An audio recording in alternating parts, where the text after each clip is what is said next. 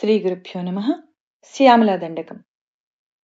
माणिक्यवीणामुपलालयन्तीं मदालसां मञ्जुलवाग्विलासां माहेन्द्रनीलद्युतिकोमलाङ्गीं मातङ्गकन्यां मनसा स्मरामि। चतुर्भुजे चन्द्रकलावदन्ते कुचोन्नते कुङ्कुमरागशोणे पुण्ड्रेक्षुपाशाङ्कुशपुष्पबाणहस्ते नमस्ते जगदेकमातः। माता मरकतश्यामा मातङ्गी मधुशालिनी कुर्यात् कटाक्षं कल्याणी कदम्बवनवासिनी। जय मातङ्गतनये जय नीलोत्पलद्युते जय सङ्गीतरसिके जय लीलासुखप्रिये। जय जननि सुधासमुद्रान्तरुद्यन्मणिद्वीपसंरूढबिल्वाटवी मध्यकल्पद्रुमा कल्पकादम्बकान्तारवासप्रिये कृत्तिवासप्रिये सर्वलोकप्रिये।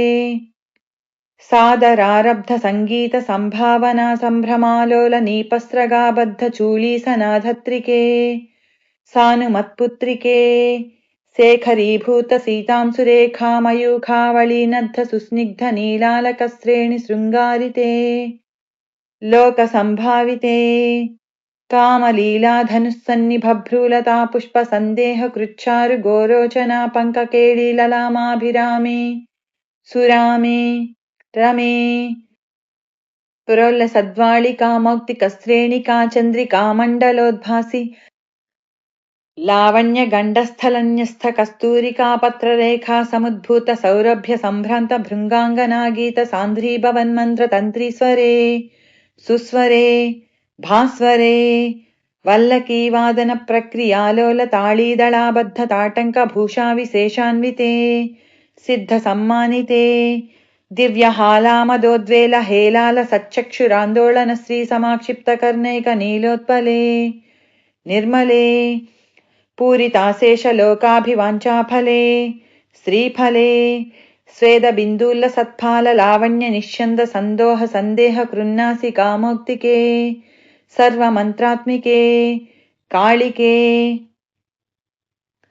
मुग्धमन्दस्मितोदार वक्त्रस्फुरत्पूगकर्पूरताम्बूलखण्डोत्करे ज्ञानमुद्राकरे श्रीकरे कुन्दपुष्पद्युतिस्निग्धदन्तावळी निर्मलालोल कल्लोल सम्मेलनस्मेर सोणाधरे चारुवीणाधरे पक्वबिम्बाधरे सुललितनवयौवनारम्भचन्द्रोदयोद्वेल लावण्य दुग्धार्णवाविर्भवत्कम्बुबिम्बोकहृत्कन्दरे सत्कलामन्दिरे मन्धरे दिव्यरत्नप्रभाबन्धुरच्चन्न हारादिभूषासमुद्योतमानानवद्याङ्गशोभे शुभे रत्नकेयूररश्मिच्छटा पल्लव प्रोल्लसद्दोर्लताराजिते योगिभिः पूजिते विश्वदिङ्मण्डलव्याप्तमाणिक्यतेजस्फुरत्कङ्कणालङ्कृते विभ्रमालङ्कृते साधुभिः सत्कृते वासरारम्भवेळा समुद्रुम्भमाणारविन्दप्रतिच्छन्न पाणिद्वये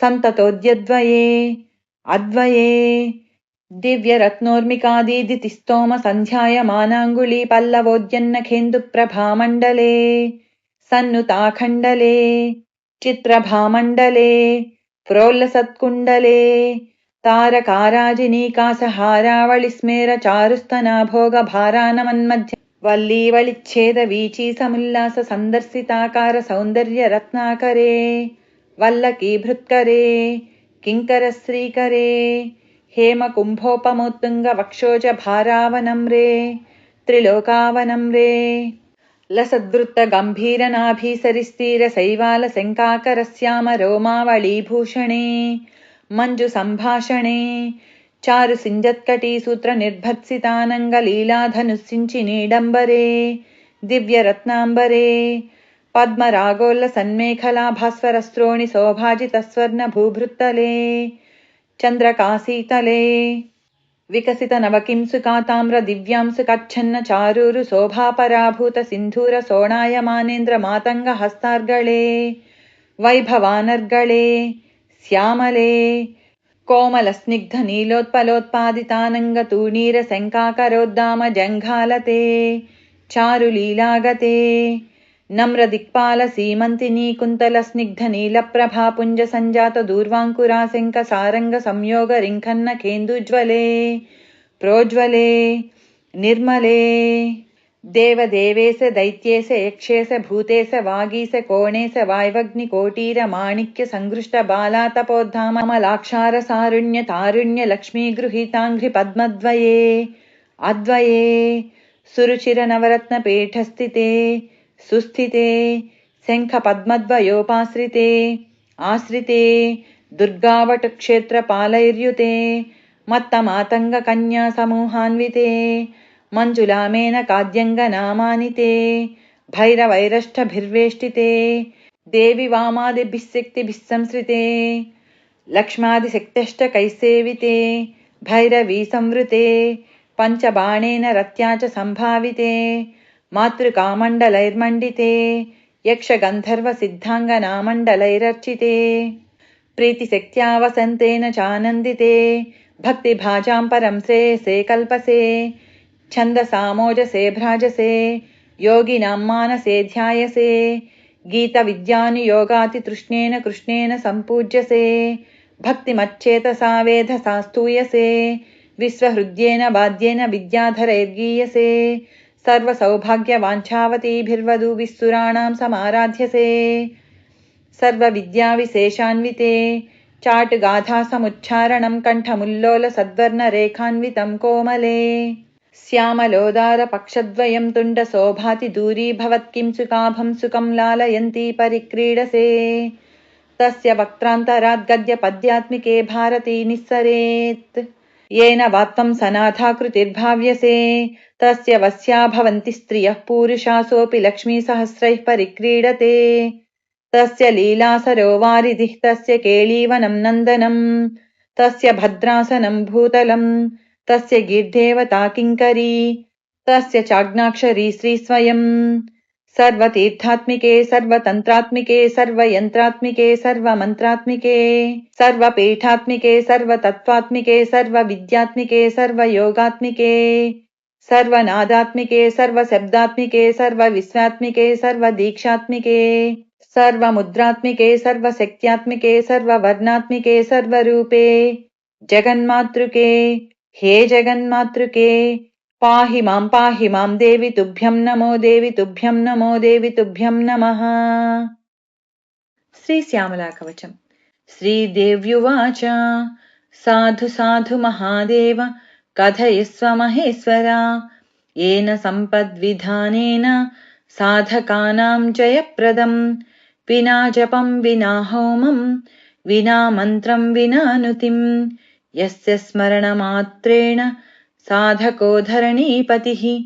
श्रीभैरव उवाच शृणु देवि प्रवक्ष्यामि मातङ्गीकवचं परं गोपनीयं प्रयत्नेन मौनेन जपमाचरेत् मातङ्गीकवचं दिव्यं सर्वरक्षाकरं नृणां कवित्वं च महत्त्वं च गजावाजिसुतादयः सुभदं सुखदं नित्यम् अणिमादिप्रदायकं ब्रह्मविष्णुमहेशानां तेषामाद्या महेश्वरी श्लोकार्धं श्लोकमेकं वा यस्तु सम्यक् पठेन्नरः तस्य हस्ते सदैवास्ते राज्यलक्ष्मीर्न संशयः साधकः श्यामलां ध्यायन् कमलासनसंस्थितः योनिमुद्रां करे बद्ध्वा शक्तिध्यानपरायणः कवचन्तु पठेद्यस्तु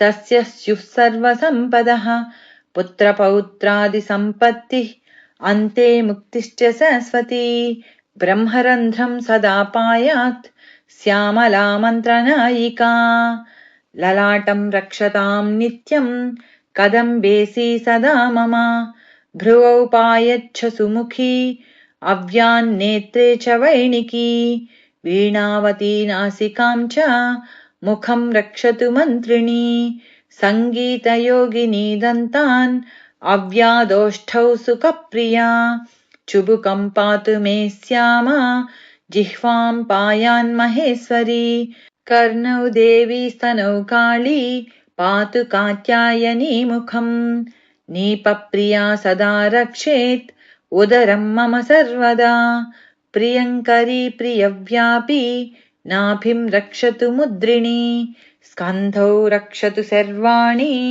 भुजौ मे पातु मोहिनी कटिं पातु प्रधानेसि पातु पादौ च पुष्पिणी आपादमस्तकं श्यामा पूर्वे रक्षतु पुष्टिदा उत्तरे त्रिपुरा रक्षेत् विद्या रक्षतु पश्चिमे विजया दक्षिणे पातु मेधा रक्षतु चानले प्राज्ञा रक्षतु नैऋत्यां वायव्यां शुभलक्षणा ईशान्यां रक्षताद्देवी मातङ्गी शुभकारिणी ऊर्ध्वं पातु सदा देवी देवानां हितकारिणी पातळे पातु मां नित्या वासुकी विश्वरूपिणी अकारादिक्षकारान्तमातृकारूपधारिणी आपादमस्तकं पायात् अष्टमातृस्वरूपिणी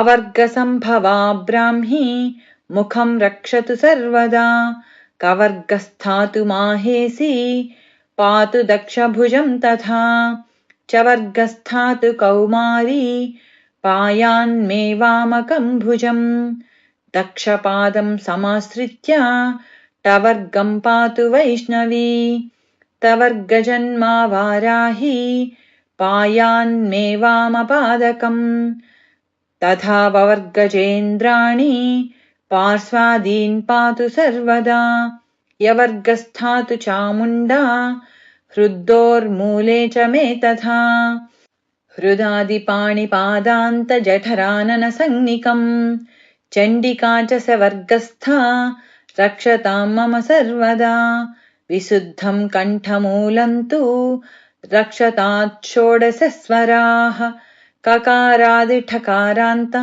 द्वादशर्णं हृदम्बुजं मणिपूरं ढादिभान्त दशवर्णस्वरूपिणी स्वाधिष्ठानां तु षट्पत्रं वादिलान्तस्वरूपिणी वादिसान्तस्वरूपाव्यान् मूलाधारं चतुर्दलं हंसार्णमाग्नाद्विदलं भ्रुवोर्मध्यं सदावतु अकारादिक्षकारान्तमातृका बीजरूपिणी मातङ्गी मां सदा रक्षेत् आपादतलमस्तकम् इमं मन्त्रं समुद्धार्य धारयेद्वामके भुजे कण्ठे वा धारयेद्यस्तु स वै देवो महेश्वरः तं दृष्ट्वा देवताः सर्वाः प्रणमन्ति सुदूरतः तस्य तेजः प्रभावेन सम्यक् गन्तुं न शक्यते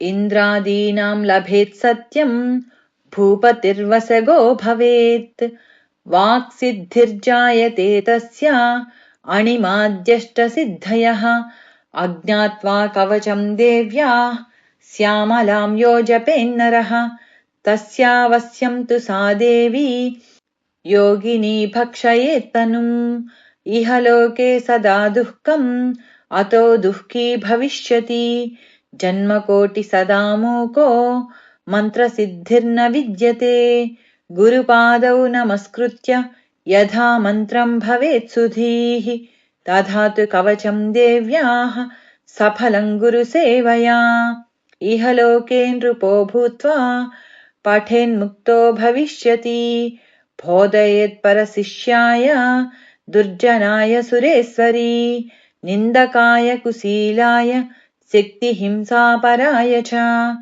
यो ददाति न सिद्ध्येत मातङ्गी कवचं शुभं न देयं सर्वदा भद्रे प्राणैः कण्ठगतैरपि गोप्याद् गोप्यतरं गोप्यं गुह्याद् गुह्यतमं महत् दद्याद् गुरुः सुशिष्याय गुरुभक्तिपराय च शिवे नष्टे गुरुस्त्राता गुरौ नष्टेन कश्चन इति श्रीशक्तितन्त्रमहार्णवे श्रीश्यामलाकवचम् अष्टोत्तरशतनामावली ॐ सरस्वत्यै नमः।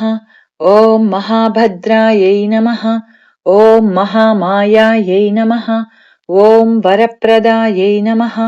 ॐ श्रीप्रदायै नमः। ॐ पद्मनिलयायै नमः।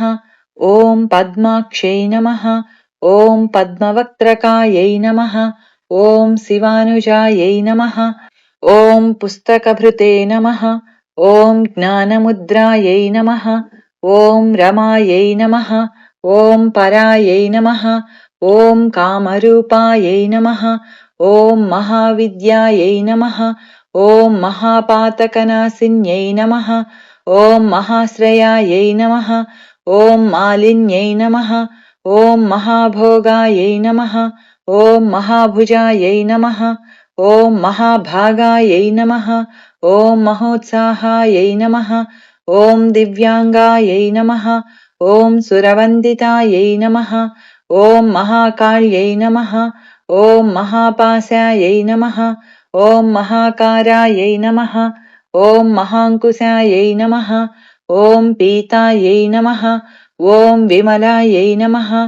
ॐ विश्वायै नमः। ॐ विद्युन्मालायै नमः। ॐ वैष्णव्यै नमः। ॐ चन्द्रिकायै नमः। ॐ चन्द्रवदनायै नमः। ॐ चन्द्रलेखाविभूषितायै नमः। ॐ सावित्र्यै नमः। ॐ सुरसायै नमः। ॐ देव्यै नमः। ॐ दिव्यालङ्कारभूषितायै नमः। ॐ वाग्देव्यै नमः। ॐ वसुदायै नमः। ॐ तीव्रायै नमः। ॐ महाभद्रायै नमः। ॐ महाबलायै नमः। ॐ भोगदायै नमः। ॐ भारत्यै नमः। ॐ भामायै नमः। ॐ गोविन्दायै नमः। ॐ गोमत्यै नमः। ॐ शिवायै नमः। ॐ जटिलायै नमः। ॐ विन्ध्यवासायै नमः। ॐ विन्ध्याचलविराजितायै नमः। ॐ चण्डिकायै नमः। ॐ वैष्णव्यै नमः। ॐ ब्राह्म्यै नमः। ॐ ब्रह्मज्ञानैकसाधनायै नमः। ॐ सौदामिन्यै नमः। ॐ सुधामूर्त्यै नमः। ॐ सुभद्रायै नमः। ॐ सुरपूजितायै नमः। ॐ सुवासिन्यै नमः। ॐ सुनासायै नमः। ॐ विनिद्रायै नमः। ॐ पद्मलोचनायै नमः। ॐ विद्यारूपायै नमः। ॐ विशालाक्ष्यै नमः। ॐ ब्रह्मजायायै नमः। ॐ महाफलायै नमः। ॐ त्रयीमूर्तये नमः। ॐ त्रिकालज्ञायै नमः। ॐ त्रिगुणायै नमः। ॐ शास्त्ररूपिण्यै नमः। ॐ शुम्भासुरप्रमथिन्यै नमः। ॐ सुभदायै नमः। ॐ सर्वात्मिकायै नमः। ॐ रक्तबीजनिहन्त्रै नमः। ॐ चामुण्डायै नमः। ॐ अम्बिकायै नमः। ॐ मुण्डकायप्रहरणायै नमः। ॐ धूम्रलोचनमर्दनायै नमः। ॐ सर्वदेवस्तुतायै नमः। ॐ सौम्यायै नमः। ॐ सुरासुरनमस्कृतायै नमः। ॐ कालरात्रै नमः। ॐ कलाधारायै नमः। ॐ रूपसौभाग्यदायिन्यै नमः। ॐ वाग्देव्यै नमः। ॐ वरारोहायै नमः। ॐ वाराह्यै नमः। ॐ वारिजासनायै नमः। ॐ चित्राम्बरायै नमः। ॐ चित्रगन्धायै नमः। ॐ चित्रमाल्यविभूषितायै नमः। ॐ कान्तायै नमः। ॐ कामप्रदायै नमः। ॐ वन्द्यायै नमः। ॐ विद्याधरसुपूजितायै नमः। ॐ श्वेताननायै नमः। ॐ नीलभुजायै नमः। ॐ चतुर्वर्गफलप्रदायै नमः।